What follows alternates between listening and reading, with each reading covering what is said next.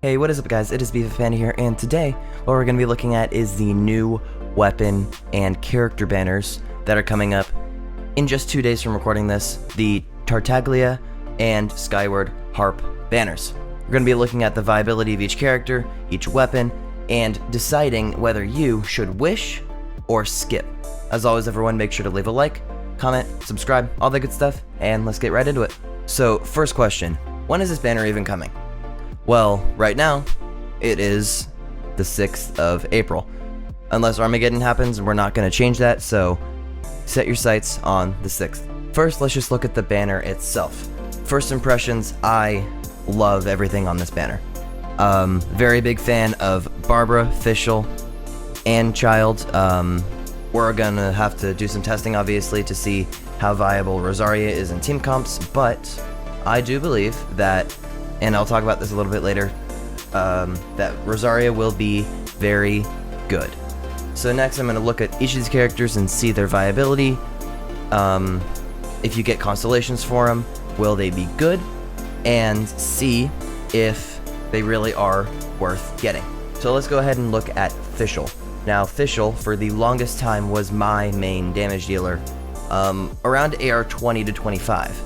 I think she's perfectly viable as a physical damage dealer and a electro damage dealer, so let's move down to our constellations, because that's what we're really here for, is if I get her on the banner, should I use her? Well, if you did the event where we all got her for free, then you should have at least one copy of her. Now, the first constellation, even when Oz is not present in combat, watch over Fischl through his Raven Eyes. When Fischl performs normal attack, Oz fires a joint attack, dealing damage equal to 22% of Fischl's attack. This is a electro damage attack. Let's make this clear. It is an electro damage attack. And now notice it says normal attack. This is not an aimed shot.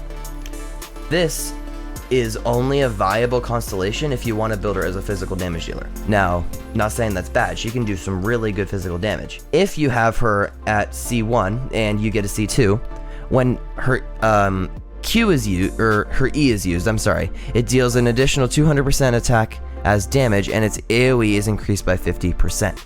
Definitely a huge damage bonus. And the AoE is just another sprinkle in there. Now say you have C2, C3 is not bad. You always want to go for the talent upgrades, but you're not going to be aiming for Fischl if you have her C2. And her C4 is when her Q is used, it deals 220% of her attack as electro damage to surrounding opponents. When the skill ends, she regenerates 20% of her HP. Now this is definitely aiming towards the burst damage Fischl, which is also a very viable option, I'd say. She is very good at swapping in and out really fast and doing really good damage, bouncing back and forth between like a sub DPS. So this just improves her even more. This one, again, if you have her C4, don't go for C5. Talent upgrades aren't that great. This one though is really good. This is definitely her best constellation. This takes her from a main damage dealer to a complete off-the-field sub-electro damage dealer. You won't even need her on the field. All you need to do is keep Oz at a 100% uptime by giving her as much energy recharge as possible, popping her E, swapping out for Oz to do his thing, and using this, you can see, extends Oz's presence on the field by 2 seconds, which is fantastic, gives you extra time to charge your ultimate. Additionally, Oz performs joint attacks with your active character when present, dealing 30% of Fischl's attack as electro damage. I'd say stack electro damage, attack percent, and that being said, if you get Fischl, I would not be upset. So now we move on to Barbara. Obviously, Barbara is one of the free characters you get. Constellations for her are literally given out. I think you get a free C2 Barbara, if I'm not mistaken. I have her at C4. I would love to get her to C6 because C6 unlocks her major end game potential. But early and mid game, she is an S tier healer. You're never gonna be as tall as Jean, dude. She's like 7 feet tall. Obviously, my build for her isn't that great. I haven't fixed her artifacts since AR40. Like, the last time I even used her was like AR45. I stopped using her because I use Noelle as my healer now. But I do think if I had her C6, I would definitely go farm Maiden and use her in Spiral Abyss. Now we're gonna go over constellations. C1 definitely improves her viability just a touch. 1 energy every 10 seconds is not great considering her Q uses 80 energy and she can't generate energy with her E. She does not generate energy on her own unless you get her C4. If you have Barbara at C1, definitely do not be upset if you get her C2 because look at this. Decreases the cooldown of Let the Show Begin by 15 seconds. During the ability's duration, your active character gains a 15% hydro damage bonus. Now, hydro damage bonus, who needs hydro damage? Child. This is definitely an option if you want just a little more damage on your main damage dealer. Next we have just a talent upgrade for her Q, which is definitely really good, but if you have her C3, fantastic. C4 unlocks a little bit more selfishness for her. C4 is every opponent Barbara hits with her charge attack regenerates 1 energy for her. A maximum of 5 energy can be regenerated in this manner with any 1 charge attack. Looking at this, 5 energy per charged attack if you can get a group of enemies in there. Definitely really good. On top of gleeful songs, she can hold her own pretty well if you play her pretty selfishly, but she's definitely not someone you want to keep on the field. Next, if you have C4, don't get your hopes up if you get a C5. Her E isn't really that great. Her regen over time has saved me in a few domains, but really, it's not going to be the best thing for you. Now, if you have C5, C6, like I said, really unlocks endgame potential. If I get C6, 100% I'm going to build her and use her in Spiral Abyss, because this is a very, very unique ability. When Barbara is in the party but not on the field, and one of your own party members falls, automatically revives a fallen character, and fully restores the revived character's HP to 100%. Now, this says it can only occur once every 15 minutes, but in Spiral Abyss, the effect can be triggered once every floor. This is huge in Spiral Abyss. And now we're going to look at Rosaria. Here we can see she is a polearm user, and she is a cryovision. Definitely got some good team comps you can make here. Now, they say she is a damage dealer. Well, if you look at her Q, really quickly, let's skip all the way to her Q. You see how it gives multiple bursts of cryo damage? I definitely believe this is going to be her best ability that you're going to want to spam. Make sure you're stacking energy recharge on her because this is definitely one of the best free-to-play options for sustained cryo damage. She seems to work really, really well with a freeze comp. Now her E is going to teleport behind the a small opponent and smack them and do cryo damage. Definitely something you just use to get your energy recharge back and get that Q up. Overall, I think she'll be a great main damage dealer if that's really what you want, or I think she's going to be a fantastic sub DPS or cryo support. Finally, the 5-star featured on the banner. You've all been waiting for this, Tartaglia. Clearly, and I cannot butter him up enough, he is the best damage dealer probably in the game. I'm going to say that right now. Now, Child is definitely one of the more technically advanced characters in Genshin because of how his Riptide slashes and flashes and blow-ups and stuff work. I really don't personally understand it 100% yet. Once I get him, I will definitely let you know how it works, but with that being said, his Q is definitely the most insane. Look at the scaling on his Q. 788 on level 9, 742 on level 8. Even at level 1, 464% is insane. Now, if you're absolutely cracked out and get him to get his Q to level 13, 986% scaling. Wow. Plus only a 60 energy cost and a 15-second cooldown is insane. So definitely build Child if you get him. Now we're going to look at his constellations. First constellation is decreases the cooldown of Foul Legacy Raging Tide by 20%. That is his E. Now, his E is his main source of main damage. Making sure his E is up as much as possible is very important. C2 is when opponents affected by Riptide are defeated, he regenerates 4 energy. Riptide is definitely easy to apply if you're doing a main damage. You could also use this to abuse the energy recharge for him in a nuke build. Next is just increasing his E damage, and then next is probably the only constellation in the entire game that makes a character so much worse. I'm not joking. This constellation, I understand what it does. If he is in melee stance, it triggers Riptide Slash against opponents on the field affected by Riptide every 4 seconds. If he's not in melee stance, it triggers Riptide Flash. Now, what this does is deals Hydro damage to everyone affected by Riptide every 4 seconds. It makes setting up elemental reactions nearly impossible.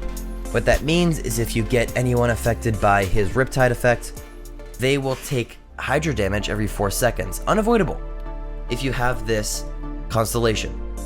Now, on the surface, it seems, oh, that's fantastic, extra damage for free. And here, it says that flashes and slashes are not subject to the time intervals. Basically, if you already affected someone with Riptide Flash or Slash, and they already took damage, this 4 seconds is on a separate timer, so they can just keep constantly being bombarded with Riptide Flashes and Slashes.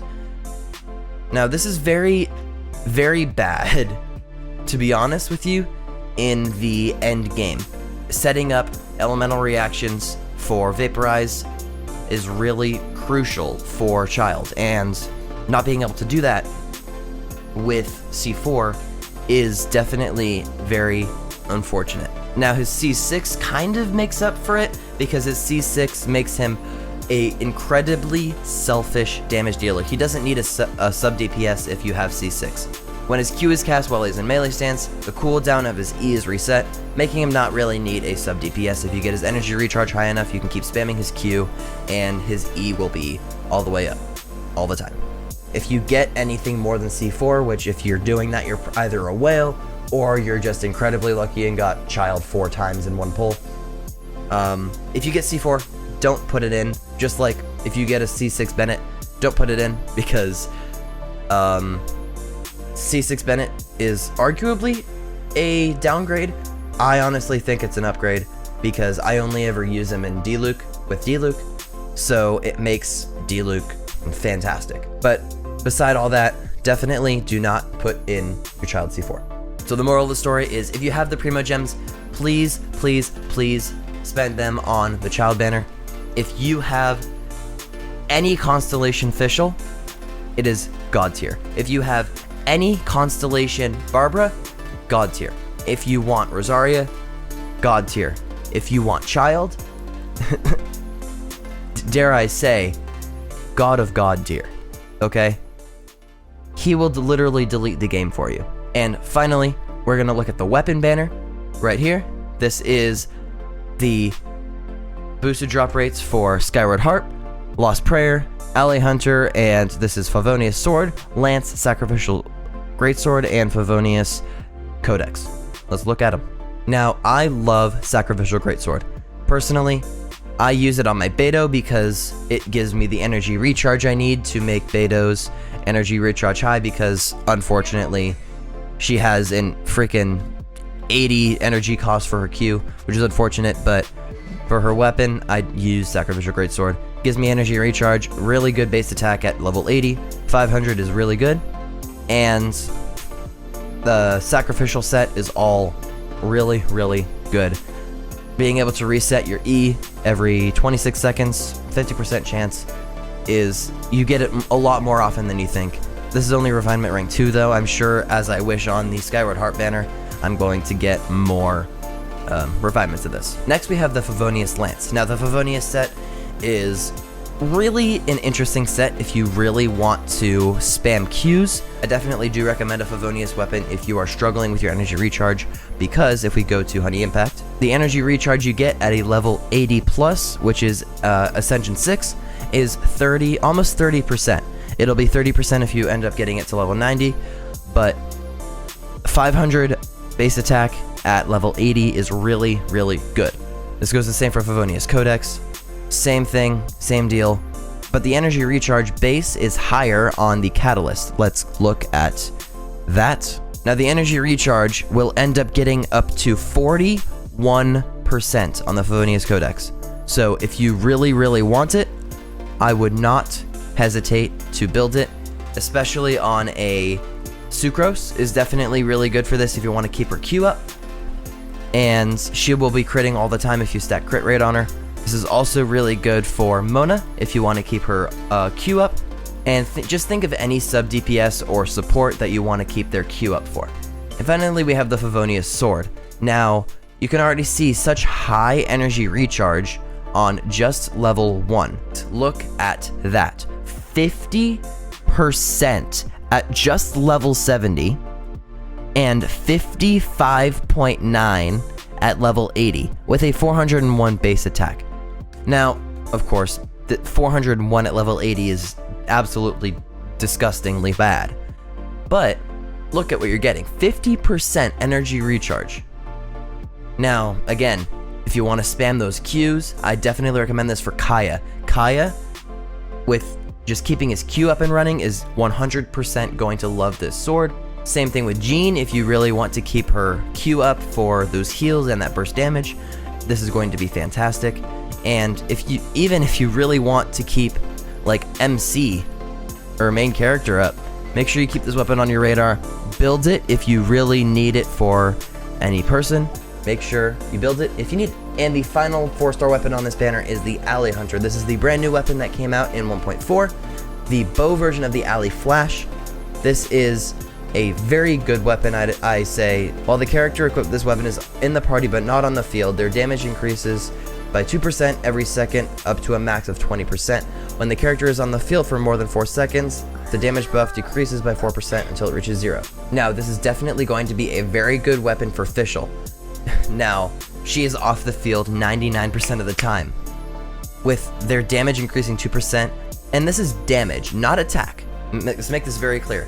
This is, at the end of the day, they increase their damage, their damage output, take everything, and then increase it by 2% every 10 seconds. And then this goes up to 40% at max refine. Now, this is definitely going to be one of the best in slot for Fischl. I'd say best in slot for Fischl if you want anyone that is good at staying off the field. Now, you could also use this as any burst damage dealer with a bow. I'd say Ganyu if you want to use her as a sub DPS, or just keep her Q up to stay off the field. Definitely going to be a good option. Just anyone that is a bow user that needs to be off the field to do their best work. And now finally we're going to talk about the 5-star weapons. Now there are some rumors about the weapon banners and saying that the second 5-star weapon on here, which is Lost Prayer, is a lower drop rate than the main weapon on there. If you bring to mind Mtashed, who was rolling for a Wolf's Gravestone a while ago, when that was on the banner, he didn't get, he got barely any Wolf's Gravestones because it was on the second weapon. And Tectone, if that brings a ring to your head, he was rolling for Staff of Homa. He wanted to get it R5, be done with it in just a couple wishes, and move on with his day. Level it up, use it on Hu Tao, and see her incredible damage. he was cursed with, I think, 8 Wolf's Gravestones before he got 1 Staff of Homa. And what's the correlation? Staff of Homa was on the 2nd slot. Now, I'm not saying that this is actually what's happening. Maybe just these people have really bad luck, but knowing that it was in the 1st slot on the weapon banner, and knowing that Staff of Homa is apparently very elusive, did make me scratch my head a little bit. So, if you are looking for a Skyward Harp, I would definitely see this as an absolute win, seeing that is in the 1st slot on the banner. Now, I'm not going to harp on this too much, but definitely this is going to be the best in slot for Child. He gets a 20% crit rate boost, plus at Refine 1, it is a 20% crit damage boost, and every 4 seconds you'll get basically every 4 seconds you'll get a small AoE attack. Just a small DPS bonus, but the crit rate and damage is definitely the best part of Skyward Harp. Once again, these banners are lining up really, really well. I was really excited to see Skyward Harp on the banner. This time, I was hoping they would give Child's best in slot for the 1st slot, and they did. They gave us best in slot in the 1st slot, so I would definitely say if you got Child early in your wishes, make sure you go over to the weapon banner and try to pull on Skyward Harp, because it is in the 1st slot. I have a very strong feeling that you will get Skyward Harp versus Lost Prayer. Now let's look at Lost Prayer. Definitely a interesting main damage weapon. If you want more movement speed, sure. If you want 8% damage bonus every 4 seconds, sure. This is definitely going to be good for Klee. Best in slot for Klee. If you end up getting this weapon, you have Klee, and you don't have this weapon, definitely best in slot for her. I wouldn't use it on anyone else, really. There's no really good main damage dealers that use Catalyst right now. Hopefully that'll change with some 1.5 characters that are going to be some main damage dealers. This could be good on one character that I'm thinking of. I'm not going to say their name, obviously, for reasons that I think are pretty obvious, but definitely going to be best in slot for multiple main damage Catalyst dealers. So I think the moral of the story is, if you want, get the weapon that is best on Child. Do not wish on this banner if you don't have Child. I promise you, all these weapons are going to be very replaceable. If you have something, anything in the realm of good for energy recharge, like if you have a Refine 5 Festering Desire, I use that on my Bennett. You don't need anything better than Festering Desire. Festering Desire is a very good energy recharge weapon. Skyward Harp is best in slot for Child, and it being a 5-star with its passives and all that, definitely a really good bow. I would not use it on anyone else other than Child, though. And Lost Prayer, if my theory holds true, not many people are going to get. If you want to give your Klee a really good damage bonus from the 4-star weapon you're using on her, Lost Prayer is good. Very, very good. But other than that, I would not suggest wishing on this banner unless you have Child. And I know this was a long video, but I think it was very, very important to break down each character, each weapon. Make sure you are making the best choice to save your Primo Gems, because in the current Primo Gem economy, saving every last one is very important. So, my final thoughts are definitely going to be Wish on the Child banner, Rosaria is going to be God tier, Fischl is a God tier sub DPS, and Barbara at C6, specifically at C6, is a really, really good Spiral Abyss help. If you don't trust yourself in the Spiral Abyss and you tend to die a lot, Barbara is definitely going to be a huge help to your team. I think that'll just about do it, everyone. If you liked the video, please slap like, comment, subscribe, all that good stuff, and I really do appreciate you being here. This week for me is spring break, so I'm definitely going to be posting a lot more videos lately. I'm hoping to get at least 2 out this week on my first impressions on Child, first of all, and definitely a video on me wishing, probably from stream. I'm going to stream me wishing, so make sure to keep a lookout for those. Thank you all so much for watching, and I'll see you all in the next video. Bye.